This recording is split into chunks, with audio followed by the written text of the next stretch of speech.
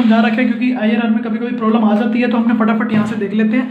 तो आपने कैसे निकाला था, फेयर वैल्यू कैसे निकाला था, proceeds less transaction cost 10 lakh, एक तरीका तो ये था। और हमने कहा था कि ये 10 लाख है तो ये जो कैश फ्लोज है इनकी प्रेजेंट वैल्यू जो है वो भी यही होनी चाहिए। ये भी 10 लाख है तो ये भी 10 लाख ही होना चाहिए। ये जो कॉन्ट्रेक्चुअल कैश फ्लोज हैं आपके जो फ्यूचर में दूसरे तरीके से, पहला मेथड ये था आपका फेयर वैल्यू निकालने का, दूसरा मेथड था ये जो कॉन्ट्रेक्चुअल कैश फ्लोज हैं आपकी उसकी प्रेजेंट वैल्यू भी 10 लाख ही होनी चाहिए।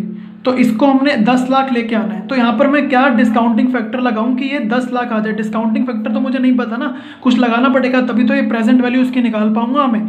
तो प्रेजेंट वैल्यू निकाल कैसे हम इसका IRR निकालते हैं हम आगे चर्चा करते हैं। तो आओ जल्दी से इसका हम IRR निकाल लेते हैं। तो आपके कॉन्ट्रेक्चुअल कैश फ्लो थे ये इतने, तो आपको वो रेट लेके आना था जिस रेट पर ये कॉन्ट्रेक्चुअल कैश फ्लो की प्रेजेंट वैल्यू 10 लाख आ जाए। कॉन्ट्रेक्चुअल कैश फ्लोज की प्रेजेंट वैल्यू 10 लाख आ जानी चाहिए। तो वैसे ही आप कुछ भी हिट एंड ट्रायल मेथड होता है तो 10% के हिसाब से लगाया तो आया है 9,75,112। आपको कितनी चाहिए थी, 10 लाख। आपने 10% के हिसाब से लगाया तो ये आ रही है। तो आपको कम लगाना चाहिए था ना। देखो आप ज़्यादा परसेंटेज लगाओगे, यहाँ पर अगर मैं 12 लगाता तो ये और कम आता। अगर मैं यहाँ पे इसको कम लगाऊंगा ना तो ये अमाउंट बढ़ जाएगा इसका प्रेजेंट वैल्यू। आप समझ रहे हैं ना कि डिस्काउंटिंग फैक्टर में हम अगर ज़्यादा रेट लगाते हैं, अगर मैं ज़्यादा रेट लगाऊंगा तो वो ज़्यादा नीचे गिर जाएगा ना। तो अगर मैं कम रेट लगाऊंगा तो ये ज़्यादा ऊपर चला जाएगा।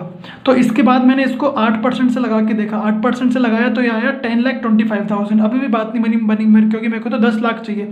तो हम क्या करते हैं, देखो 10% तो है ही, लेकिन इसमें से हटा दो, कम ही होगा क्योंकि हटा दो 9,75,000 माइनस 10 लाख और 9,75,000 माइनस 10,25,000। इन दोनों का जो डिफरेंस है वो नीचे लिखा हुआ है मैंने, और 975 माइनस जो मुझे चाहिए था वो यहाँ लिखा हुआ है इंटू 2 साल का, क्योंकि 2% का गैप है इन दोनों में।